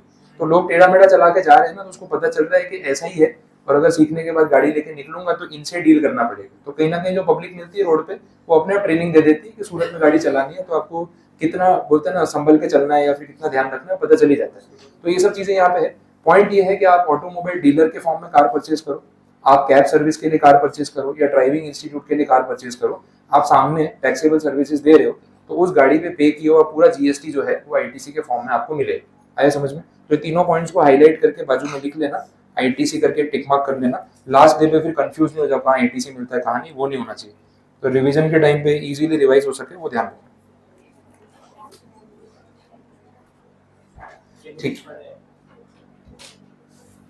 ठीक है, पॉइंट क्लियर हुआ? तो नॉर्मली 13 सीटर कैपेसिटी की कार है इंक्लूडिंग ड्राइवर, तो उस पर आईटीसी नहीं मिलता। एक्सेप्शन में 3 एग्जांपल्स है जहाँ आईटीसी मिलता है, तो ये स्पेसिफिक हो गया। आगे बढ़ते हैं। हाँ, इसमें कोई भी हो सकता है। ये मैंने बोला अप टू 13 सीटर वालों के लिए पॉइंट एप्लीकेबल है। रीजन बीइंग, सुन लो एक बार, अगर मोटर व्हीकल की अप्रूव्ड सीटिंग कैपेसिटी 13 से ज्यादा है, तो ये सब पॉइंट का कोई मतलब ही नहीं, क्योंकि वहां तो आईटीसी वैसे भी मिलने वाला है। जहाँ 13 सीटर तक है वहां पे आईटीसी पे रिस्ट्रिक्शन है, बट फिर उसमें अगर ये 3 पॉइंट्स है तो आईटीसी मिलेगा। तो आपकी कार 5 सीटर हो, 4 सीटर हो, 7 सीटर हो, 10 सीटर हो, बिलो 13 या अप टू 13 कोई भी कैटेगरी हो सकती है, अगर ये 3 पॉइंट्स में कवर हो रही है तो आपको आईटीसी मिल जाएगा। फिर कितनी सीट्स है वो सोचने का मतलब नहीं, क्योंकि 13 से ऊपर होगी तो वैसे भी सबको आईटीसी मिलता है, उसमें एक्सेप्शन वाली कोई बात ही नहीं। क्लियर है पॉइंट? अच्छा आगे बढ़ते हैं। अब जो डबल ए वाला पॉइंट है, इसमें बात हो रही है वेसल और एयरक्राफ्ट की। ये सब चीजें अपने बजट से बाहर है, क्योंकि मोटर व्हीकल तो चलो ठीक है, अब वेसल का मतलब शिप हो गई, एयरक्राफ्ट का मतलब आपको पता ही है, तो ये सब तो अपने बजट में आने वाली चीजें नहीं। पॉइंट ये है कि आपने वेसल और एयरक्राफ्ट खरीदा, उस पर भी जीएसटी लगता है, उसका आईटीसी नहीं मिलता है। लेकिन एक्सेप्शन में जो पॉइंट्स लिखे हैं उस कंडीशन में आईटीसी मिलेगा। अब एक्सेप्शन में जो पॉइंट्स है ना वो सेम है, जो ऊपर हमने देखे वही है, देख लो। फर्दर सप्लाई मतलब डीलरशिप वाला पॉइंट, ट्रांसपोर्टेशन मतलब बिजनेस पर्पस हो गया। अब एक है कि आपने अपने पर्सनल यूज के लिए चार्टर प्लेन खरीदा, है ना, मतलब अपने बजट के बाहर की बात है इसलिए डाइजेस्ट नहीं होती, बट ठीक है, अंबानी के बच्चों की बात करते हैं, ठीक है। तो चार्टर प्लेन खरीद लिया उन्होंने अपने खुद के प्राइवेट यूज के लिए। अब उसमें कोई पैसेंजर ट्रांसपोर्टेशन सर्विस तो है नहीं, पर्सनल यूज हो गया, तो उसका आईटीसी उनको नहीं मिलेगा। लेकिन एक एयरलाइन कंपनी अगर एरोप्लेन खरीद रही है पैसेंजर ट्रांसपोर्टेशन सर्विस के लिए, तो टिकट पे आपसे जीएसटी चार्ज करेगी ना, तो फिर वो प्लेन पे उन्होंने जितना जीएसटी भरा होगा उसका आईटीसी वो ले सकते हैं। तो ये उस कंडीशन में है। इम्पार्टिंग ट्रेनिंग, अच्छा जैसे गाड़ी चलाना सिखाना पड़ता है, तो शिप और एयरक्राफ्ट चलाना भी सिखाना पड़ता होगा, उसमें तो ट्रैफिक का टेंशन ही नहीं है, फिर भी सिखाना पड़ता है। कहीं भी घुमा दो ना, रोड पे चलाना है ना कुछ, ऐसा होता नहीं, ऑब्वियसली हमें ध्यान रखना पड़ता है। अब एयरक्राफ्ट है तो उसमें एल्टीट्यूड का ध्यान रखना पड़ता है। अब एक्चुअली में एयरक्राफ्ट का सिस्टम है वो कैसा है, अलग अलग एल्टीट्यूड पे एरोप्लेन उड़ रहे होते हैं, कितनी बार ऊपर से भी प्लेन जा रहा होता है, तो वो हाइट पे चलाना पड़ता है। उसमें ऐसा नहीं है कि आपको जो हाइट पे चलाना है चलाओ। एयर ट्रैफिक कंट्रोल ने बोला है कि भाई 28,000 फीट पे रखना है तो उसी पे रखना है, आप होशियारी मार रहे हो नहीं और ऊपर जाएंगे, 30 पे चले गए, अब 30 पे को और प्लेन आ रहा होगा सामने से, फिर दोनों और ऊपर चले जाएंगे, तो वो नहीं करना है, ठीक है, तो ध्यान रखना होता है। तो वहां पे भी चलाना सिखाना पड़ेगा। अच्छा पानी में, शिप वाले केस में, उसमें भी तो आपको नेविगेशन सिखाना ही पड़ेगा, तो ऐसा नहीं पानी में कौन टकरा जाएगा कहीं भी चलाओ, वैसा नहीं होता है। तो उसमें भी जो मोटर ड्राइविंग जैसे स्कूल था, वैसे ही एयरक्राफ्ट सिखा चलाने के लिए या वेसल चलाने के लिए भी ट्रेनिंग स्कूल्स होते हैं। वो लोग जो ट्रेनिंग दे रहे हैं अपने वेसल या एयरक्राफ्ट में ट्रेनिंग दे रहे हैं, उन्होंने जो जीएसटी भरा है उसका आईटीसी वो ले सकते हैं, सेम जैसे यहाँ पे हमने देखा सिमिलर पॉइंट। और इसमें एक पॉइंट ऐड हो गया फॉर ट्रांसपोर्टेशन ऑफ गुड्स, तो वेसल और एयरक्राफ्ट कार्गो वाले होते हैं, गुड्स ट्रांसपोर्टेशन के लिए यूज होते हैं, तो वो भी टैक्सेबल सर्विस है, तो उनको आईटीसी मिलेगा। तो ये पॉइंट्स हो गए। इसके बाद एक पॉइंट आया एबी वाला। अब इसमें ना व्हीकल से रिलेटेड एंसिलियरी सर्विसेज की बात होगी। सिंपल एग्जांपल, जैसे पहला पॉइंट उन्होंने बोला general insurance, servicing, repairing, maintenance. अब आपने अपने पर्सनल यूज के लिए गाड़ी खरीदी, उसको सर्विस भी तो करवाते होगे, उसका इंश्योरेंस भी करवाते होगे, इन सब पे जीएसटी लगता है, उसका आईटीसी नहीं मिलेगा क्योंकि पर्सनल यूज हो गया। लेकिन यही गाड़ी आपने मोटर ड्राइविंग इंस्टीट्यूट के लिए खरीदी है, तो वो गाड़ी की तो सर्विसिंग रिपेयरिंग की जरूरत ज्यादा पड़ती होगी, उसका भी इंश्योरेंस करवाते होगे, वहां पे जो जीएसटी भर रहे हो ना उसका आईटीसी मिलेगा, क्योंकि वो गाड़ी का यूज प्रोफेशनल है या कमर्शियल है, उस पर आगे जीएसटी कलेक्ट हो रहा है। तो उस गाड़ी के पीछे जितना भी खर्चा हो रहा है, चाहे वो रिपेयरिंग हो, सर्विसेज हो या इंश्योरेंस हो, उस पर पे किए हुए जीएसटी का आईटीसी आपको मिलना चाहिए। लॉजिकल है, समझ में आ रहा, रिलेट हो गया। तो यही कंडीशन यहाँ पे पॉइंट ए बी में बोली हुई है। तो ऊपर वाले जो पॉइंट्स थे दोनों उसी से कनेक्टेड है, और एंसिलियरी सर्विसेज बात यहाँ पे कर दी। आगे बढ़ते हैं। प्रोवाइडेड दैट में सेम बातें कर रहे हैं जो अपन ने देखा, सेम चीज है, तो प्रोवाइडेड दैट को नहीं डिस्कस करेंगे तो चलिए। उसके बाद बी वाले क्लॉज पे चल रहे हैं। अगेन ध्यान रखना है नेगेटिव लिस्ट है, यहाँ पे जिन सर्विसेज की बात हो रही है उस पर आईटीसी नहीं है, एक्सेप्ट आएगा तो आईटीसी आएगा, वैसे ध्यान रखना। देखो कौन कौन सी सप्लाईज है जिन पे आईटीसी नहीं मिलेगा। फूड एंड बेवरेजेस, खाने पीने की चीजों, आप जीएसटी तो भरते हो लेकिन उसका आईटीसी नहीं मिलेगा। आउटडोर केटरिंग सर्विसेज आपने अवेल की, उसका आईटीसी भी नहीं मिलेगा। ब्यूटी ट्रीटमेंट करवाया, इसका आईटीसी भी नहीं मिलेगा, मिलना भी नहीं चाहिए, फिर बाद में और खतरनाक दिखता है, ठीक है। आगे आएगा वो ना हेल्थ सर्विसेज के बाद कॉस्मेटिक एंड प्लास्टिक सर्जरी, उसके रेफरेंस में बोल रहा हूँ, ये बॉलीवुड वाले कराते रहते हैं, पहले से खतरनाक दिख रहे होते हैं, करवाने के बाद और डरावने लगते हैं, फिर लगता है इसे तो नहीं कराते, बेटर था, ठीक है, तो वैसा होता। तो cosmetic and plastic surgery, health services, ये सब चीजों में आपका जीएसटी लग रहा है, आईटीसी नहीं मिलेगा। Cosmetic plastic surgery, beauty treatment कोई मैंडेटरी तो है नहीं, ये तो आप अपनी चॉइस से, आप अपनी मर्जी से करवा रहे हो, फॉर एडिशनल ब्यूटिफिकेशन या वैल्यू एडिशन, तो उसका आपको कोई आईटीसी मिलना नहीं चाहिए, ये स्पेसिफिक डिनाई किया है यहाँ पे। Leasing, renting, hiring of motor vehicle, vessel, aircraft, ये सब पे no ITC except when use for the purpose specified there. तो एक्सेप्शन के मैं एग्जांपल्स ले लेता हूँ, उससे पता चलेगा। लाइफ इंश्योरेंस, हेल्थ इंश्योरेंस पे भी आईटीसी नहीं मिलता। आप अगर अपना मेडिकल इंश्योरेंस ले रहे हो, वो तो पर्सनल हो गया ना, उसका आपके बिजनेस से कोई लेना देना डायरेक्टली है नहीं, तो उसके ऊपर कोई आईटीसी आपको क्लेम करने को नहीं मिलेगा, जबकि उसमें जीएसटी लगता है। आपकी लाइफ इंश्योरेंस पॉलिसी में भी जीएसटी लगता है, अपन ने देखा, उसका भी आपको कोई इनपुट टैक्स का क्रेडिट क्लेम करने को नहीं मिलने वाला। तो स्पेसिफिक डिनाई किया। प्रोवाइडेड दैट में एक्सेप्शंस आएंगे जहाँ पे आपको आईटीसी मिल सकता है, तो वो मैं क्लियर कर देता हूँ कि उसमें कैसे होगा। पहले लैंग्वेज पढ़ते हैं, फिर एग्जांपल ले लेते हैं। ITC in respect of such goods और सर्विसेज और both shall be available where an inward supply of such goods or services or both is used by a registered person for making an outward taxable supply of the same category of goods or service or as an element of taxable composite or mixed supply। इसको simplify करते हैं, example समझ लो। ऊपर जो अपन ने अभी points देखे ना, उसमें केटरिंग सर्विस की बात हुई थी, उससे रिलेट करा देते। अब ध्यान देना, सपोज ऐसा है कि आपके घर पे कोई इवेंट या कोई फंक्शन है और उसके लिए कुछ गेस्ट आने वाले हैं और कुछ खाना पीना अरेंज करना है, तो आपने क्या किया, केटरर्स को हायर कर लिया। तो कोई अच्छे केटरर से बात की और उसको आउटसोर्स कर दिया कि भाई ये गेस्ट आने वाले हैं, इतनी क्वांटिटी है, इतने लोग हैं और ये मेन्यू फाइनल किया है, तो आपको इस हिसाब से उस दिन जो है फूड पूरा कुक करके सर्व करना है उनको और ये सर्विस प्रोवाइड करनी है। तो केटरर ने आपसे ऑर्डर ले लिया, आपके घर पे आया, वहीं पे सारा कुकिंग का अरेंजमेंट करके उसने सर्विसेज दे दी। अब जो भी बिल बनेगा उस पर वो जीएसटी तो चार्ज करने ही वाला है। अब ये जो जीएसटी आपने दिया, इसका आपको कोई आईटीसी मिलेगा नहीं, क्योंकि outdoor catering service personal use के लिए थी। आपके गेस्ट आए थे घर पे, उनको आपने खाना पीना खिलाया, तो उसके जीएसटी का कोई आईटीसी मिलने वाला नहीं, ये बिजनेस एक्सपेंस में है। तो वो बात यहाँ पे खत्म हो गई। लेकिन दूसरा पॉइंट है, अब ये जो इवेंट आपके घर पे है, आपने सोचा बड़ा इवेंट है, सब कुछ अपने मैनेज नहीं करते हैं कि शादी का फंक्शन है ऐसा कुछ है, तो आपने एक इवेंट मैनेजमेंट कंपनी या एक इवेंट मैनेजर को हायर कर लिया। समझ आ रहा है? अब इवेंट मैनेजमेंट आपको पता ही है, आजकल ट्रेंडिंग है, काफी लोग ये काम कर रहे हैं। तो इवेंट मैनेजमेंट में करना क्या है, आपको जो भी क्लाइंट है जिसके जो फंक्शन है उसका सारा अरेंजमेंट आपको करके देना है। अब ये इवेंट मैनेजर ने क्लाइंट से पैसे ले लिए, जिसके घर में फंक्शन है, उसको बोला कि अब इतना पे कर दो, मैं सारा अरेंजमेंट कर दूंगा, लाइटिंग है, डेकोरेशन है, फूड है, सब कुछ हो जाएगा, कोई प्रॉब्लम नहीं। अच्छा, अभी इवेंट मैनेजर खाना खुद तो बनाने वाला है नहीं, ये क्या करेगा, किसी केटरर को हायर करेगा ना, वो तो एग्रीगेटर है, सबको इकट्ठा करके ला रहा है और सबसे काम करवा रहा है कि इसको नहीं देखना पड़े कि भाई खाना बना के नहीं, रेडी हुआ कि नहीं, वो सारा मैनेजमेंट ये करेगा, उसी की फीस चार्ज कर रहा है। अब क्लाइंट ने तो इसको पैसे दे दिए विद जीएसटी, ऑब्वियसली इसने जीएसटी चार्ज किया होगा, और इवेंट मैनेजर ने एक केटरर को हायर कर लिया और उसको ऑर्डर दे दिया कि भाई खाना तुझे बनाना है और इनके यहाँ पे सर्व करना है। क्लियर हो गया? अब इसका जो बिल बनेगा केटरर का, वो बिल कौन सेटल करेगा?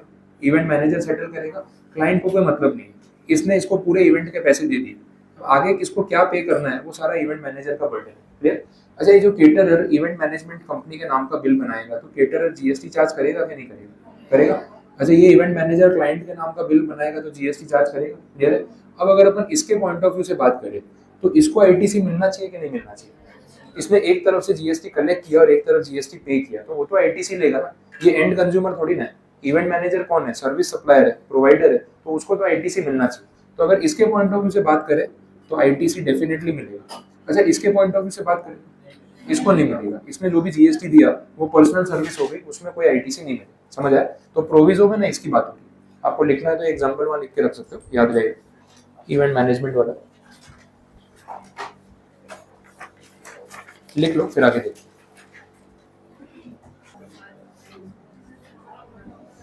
ठीक है, क्लियर है? आगे देखें, चलो नेक्स्ट पॉइंट। अब वापस से वही नेगेटिव लिस्ट आ गई जहाँ ईटीसी नहीं मिलेगा। Membership of a club, health और फिटनेस सेंटर। अभी आपने फिटनेस के लिए जिम ज्वाइन कर लिया, अब गए कितने दिन वो अलग बात है, ज्वाइन कर लिया। ठीक है, वैसे तो मैक्सिमम जिम का डेटा ये सजेस्ट करते हैं, जितने भी जिम है उठा के देख लो, जितने लोग पैसे भरते हैं मेजोरिटी दिन आते ही नहीं। वो सारा पैसा जो है वो डेड इन्वेस्टमेंट है, 2-4 दिन का भूत होता है एकदम से। अब ये भूत कब चढ़ता है? एक तो न्यू ईयर रिजोल्यूशन आता है, दिसंबर एंडिंग आ गया, अब क्या क्रिसमस से लेकर दिसंबर वीकेंड, मतलब जो न्यू ईयर का ईव है वहां तक इतना खा लिया ना, फिर आपको लग रहा है न्यू ईयर रिजोल्यूशन लेना है। सोशल मीडिया पे शुरू हो जाता है ना, क्या न्यू ईयर रिजोल्यूशन लिया, फिर 2-4 सेलिब्रिटी अपना ऐसा स्टेटमेंट दे देते हैं, फिर अपने को लगता है नहीं हमें भी नया साल आ रहा है तो कुछ रिजोल्यूशन लेना चाहिए। वो रिजोल्यूशन में अपन यही लेते हैं कि फिटनेस पे ध्यान देंगे, वेट लॉस करेंगे, ये वो, और बाहर का खाना कम खाएंगे। ये रिजोल्यूशन की वारंटी 7 दिन की। 8 जनवरी के बाद इस रिजोल्यूशन की कोई वैलिडिटी नहीं, किसी को याद भी नहीं होता कि ऐसा कुछ सोचा था। अच्छा, वो 1 से 7 जनवरी में अपन ने पैसे भर दिए जिम के, फिर 8वें दिन से ना रिजोल्यूशन ना जिम, फिर होता है धीरे धीरे करके कम, तो पता ही नहीं चलता कब गए कब नहीं गए, तो साल में 2-4 दिन के लिए गए, पैसा पूरे साल का भर दिया। अच्छा, जिम वालों की स्कीम भी वैसी होती है, 3 महीने का जितना पैसा ले रहे हैं, साल भर का पैसा ले रहे हैं, थोड़ा ही फर्क है। अब 3 महीने का आपको पैकेज दे दिया 12,000 का, पूरे साल का 15,000 का, फिर लगता है पूरे साल का ले लेता हूँ, फायदा तो इसमें जाने वाला दोनों टाइम नहीं हो, लेकिन फायदा इसी में, तो उस चक्कर में पूरे साल का सब्सक्रिप्शन लेके अपन जा ही नहीं रहे। अब ये सारी जो हेल्थ सर्विसेज आप ज्वाइन कर रहे हो, चाहे वो जिम हो या कोई जुम्बा क्लास हो या एनीथिंग हो जिसपे जीएसटी लग रहा है, तो वो आपने अपनी हेल्थ के लिए ज्वाइन किया या कोई क्लब ज्वाइन कर दिया, उसकी मेंबरशिप फीस पे कर दी, ये सब पर्सनल सर्विसेज में आ गए, इसका आपके बिजनेस से कोई लेना देना नहीं, तो उस जीएसटी का आपको कोई आईटीसी का बेनिफिट मिलने वाला नहीं।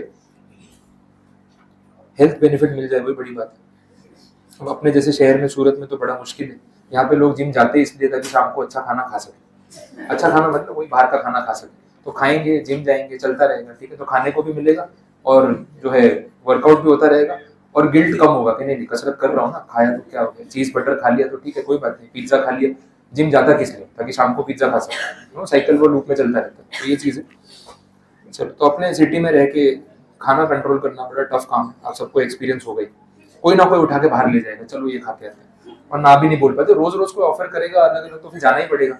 अच्छा, अपने यहाँ कहीं बाहर निकलते भी सूरत में, बोले कहीं घूम के आते हैं, घूम के आते बोल के खा के आ जाते हैं, घूमने जाना मतलब खाना खाने के बाद, क्योंकि और कुछ है ही नहीं, कहीं भी जाओगे घूमने, चलो ऐसे कहीं घूम आते हैं, वो घूमने के चक्कर में कुछ ना कुछ खा के ही आओगे, तो अपना यूनिक सिटी है पूरे वर्ल्ड में जहाँ घूमने का मतलब खाना होता है, और घूमने के लिए और कुछ अवेलेबल नहीं, सिर्फ खाना ही अवेलेबल, तो है ऐसा, क्या कर सकते हैं, ठीक है, खाते रहो। अच्छा, अब रेस्टोरेंट भी चल रहे हैं, जिम भी चल रहा है, और हॉस्पिटल तो चल ही रहे हैं, टेंशन नहीं, ठीक है, आगे बढ़ते हैं। नेक्स्ट, थर्ड पॉइंट, चलो बातें, ट्रैवल बेनिफिट्स, ध्यान देना, ये पॉइंट थोड़ा सा अलग जाने वाला है।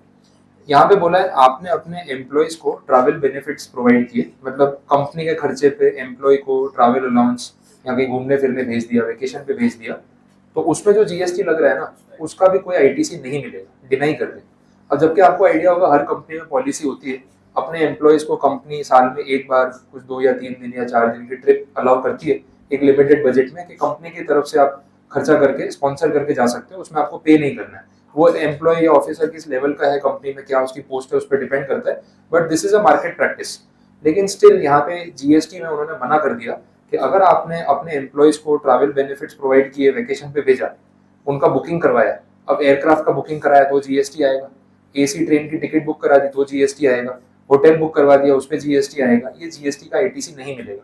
अब ये उन्होंने थोड़ा डिफेंसिव या प्रिकॉशनरी प्रोविजन रखा है कि क्यों ऐसा वो डिनाई कर रहे हैं, उसका रीजन समझो। अगर ये नहीं करते ना तो पता है क्या होता, सपोज आप मेरी कंपनी के एम्प्लॉय हो सब लोग, ठीक है, मैंने आपको बोला यार पूरे, आपको कभी भी कहीं पे भी घूमने जाना हो, पूरे इंडिया में कहीं पे भी ट्रैवल करना है, आउट ऑफ इंडिया ट्रैवल करना है, तो बीमार होने का बहाना मत बनाना, 2 दिन बीमार है, वो वीकेंड आता है लॉन्ग वीकेंड, सारे बीमार हो जाते हैं, तो वो वाला मत करना, मुझे बता देना कि भी घूमने जा रहे हैं, मैं कुछ नहीं बोलने वाला, मुझे इन्फॉर्म करना, इसमें आपका और मेरा दोनों का मॉनेटरी बेनिफिट होगा। आपको जहां पे भी घूमने जाना है बुकिंग करवा लो, वो बुकिंग कंपनी के अकाउंट से कराना, मुझे बोलना कहाँ घूमने जाना है, ट्रेन की टिकट, फ्लाइट की टिकट, होटल बुकिंग मैं करवा दूंगा, समझ आ रहा है। अब इसमें बेनिफिट क्या होगा, ये जो पूरा सेक्टर है ना वेकेशन वाला, इस पर 12 to 18% to 28% तक जीएसटी है। अब इसमें ऐसा होगा कि अगर आप अपनी पॉकेट से बुकिंग करा के फैमिली के साथ वेकेशन पे जा रहे हो, तो आपको जीएसटी का कोई भी बेनिफिट मिलने वाला नहीं, सारा आपका कॉस्ट है। लेकिन एक काम करो, कंपनी के अकाउंट से बुकिंग करा लो, मैं ऑन पेपर ये दिखा दूंगा कि मैंने आपको वेकेशन पे भेजा है, ये मेरा बिजनेस एक्सपेंस है, समझ आया। तो उसमें जो 18% जीएसटी गया ना, वो जीएसटी का मुझे आईटीसी मिल जाएगा, आधा आधा बांट लेंगे, आधा आपको कैशबैक दे दूंगा, समझ आ रहा है। तो एम्प्लॉय का भी पैसा बच रहा है, मुझे भी आईटीसी क्लेम करने को मिल रहा है, सिर्फ एंट्री मेरे अकाउंट के थ्रू दिखाने से। पैसे आप ही दे रहे हो, लेकिन आपका भी तो 18 के बदले 9% जीएसटी हो गया ना, आपका फायदा है। आप सोच लो कितने का पैकेज होगा, 50,000 1 लाख का पैकेज होगा, उसमें अगर आपके 8-10 हजार बच रहे हैं, तो आप इस चीज के लिए अग्री करोगे कि नहीं करोगे? डेफिनेटली करेंगे। तो सब लोग यही करेंगे। तो पूरे साल में जो एम्प्लॉय जहां घूमने जाएगा ना, सारा बुकिंग अपने एम्प्लॉयर के अकाउंट से कराएगा, जबकि उसके एम्प्लॉय पैकेज में ऐसा कोई वेकेशन था भी नहीं मेरी तरफ से, लेकिन जीएसटी बचाने के लिए हम ये कर रहे हैं और ये अलाउ कर दिया। तो सोचो गवर्नमेंट को रेवेन्यू लॉस कितना होगा। तो इसलिए इन्होंने कंडीशन ही हटा दी कि वैकेशन स्पॉन्सर करना है करो, आपकी कंपनी की पॉलिसी है नहीं है हमें नहीं पता, लेकिन इस पे एम्प्लॉयर को कोई आईटीसी क्लेम करने को नहीं मिलेगा, वो कॉस्ट का पार्ट माना जाएगा। आगे समझ में? तो ये कंडीशन है, बट इसमें एक एक्सेप्शन है। एक्सेप्शन वाला पॉइंट समझ लो क्या है, जहाँ पे आईटीसी मिलेगा। उसका एग्जांपल दे देता हूँ। अब जैसे मैंने आपको ट्रैवल अलाउंस या ट्रैवल बेनिफिट की बात की, अब बहुत सारी कंपनीज डेली बेसिस पे अपने एम्प्लॉयज को पिक एंड ड्रॉप सर्विस भी देती है।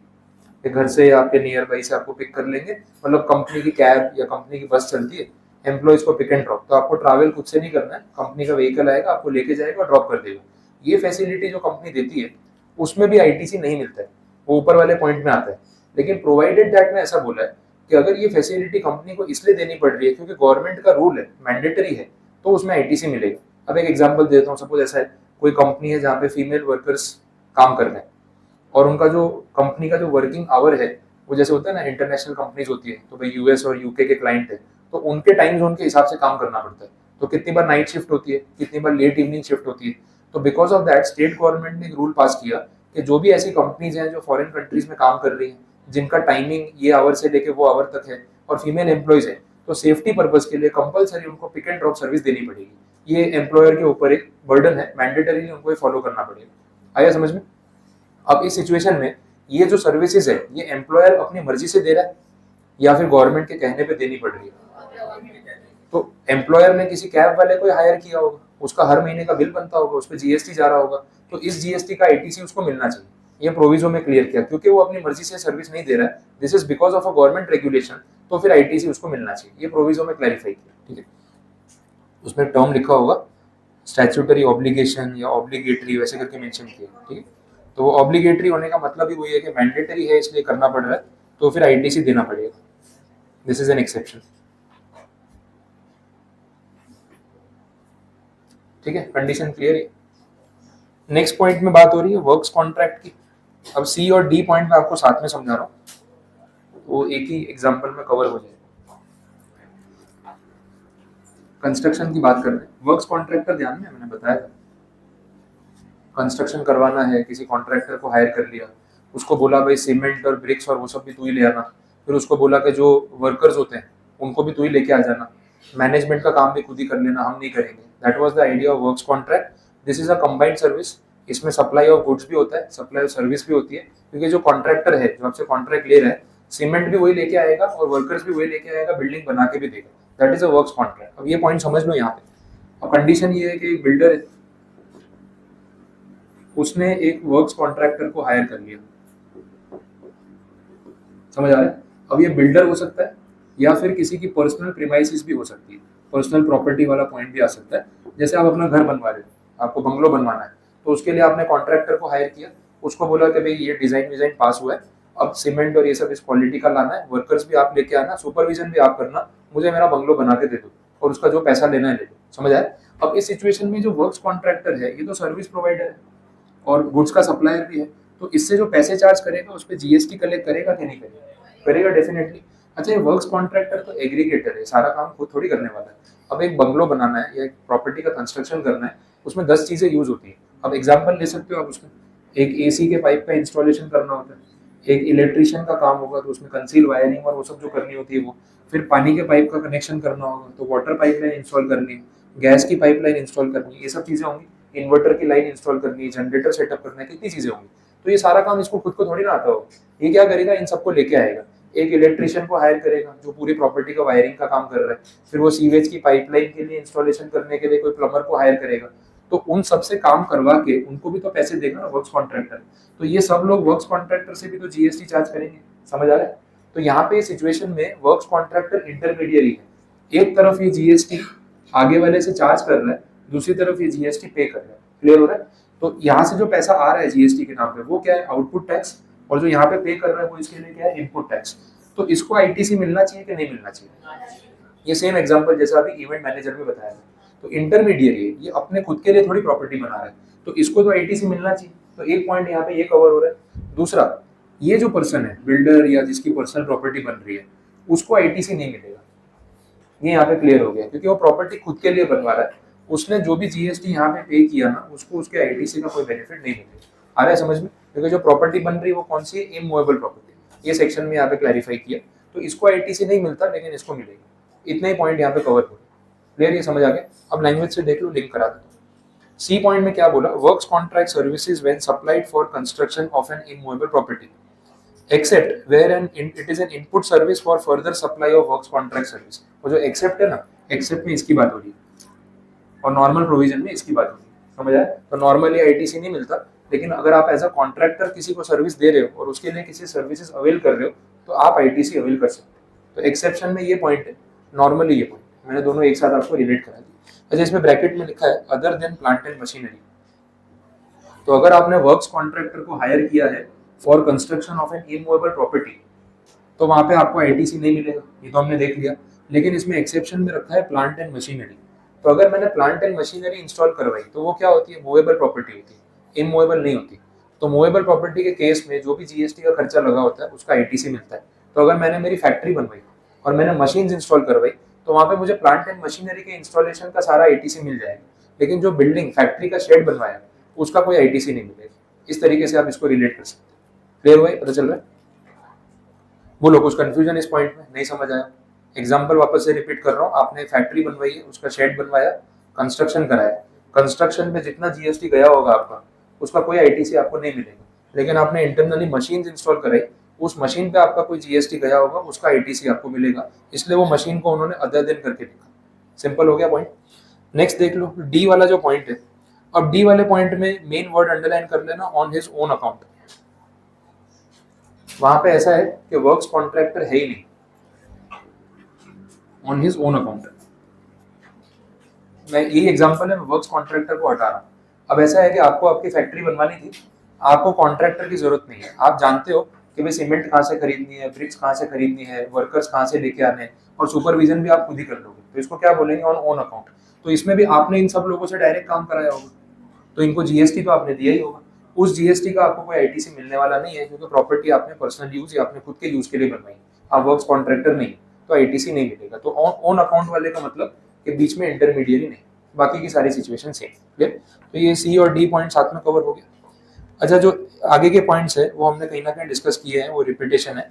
ई पॉइंट में देख लो, गुड्स और सर्विसेज और both on which input tax has been paid और tax has been paid under section 10।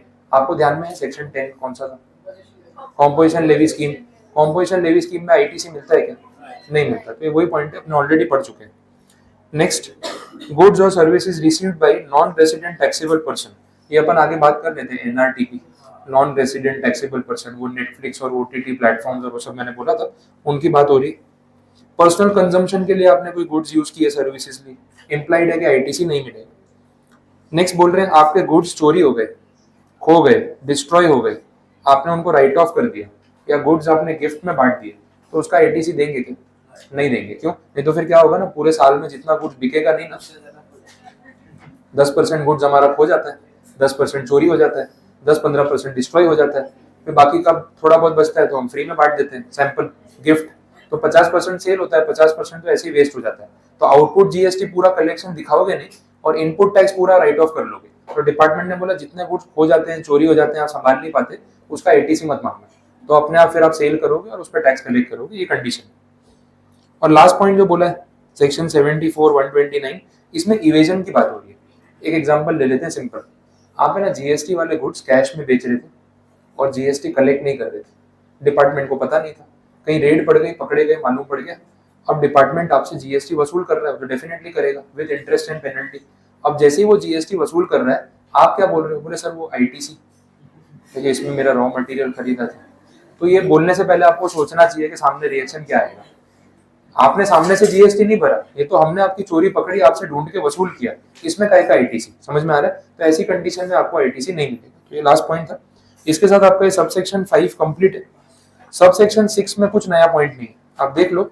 ये रिलेट हो रहा है सबसेक्शन 1-2 से। वो जो नहीं था प्रोरेटा बेसिस पे रेशियो निकाल लेना, तो बोला जो सूटेबल तरीका लगे आपको उस हिसाब से आप रेशियो निकाल लेना, वो तो वैसे भी अपने कर ही लेंगे। तो ये सबसेक्शन काम का नहीं है। बस इसके साथ 17 कंप्लीट आज के लिए काफी।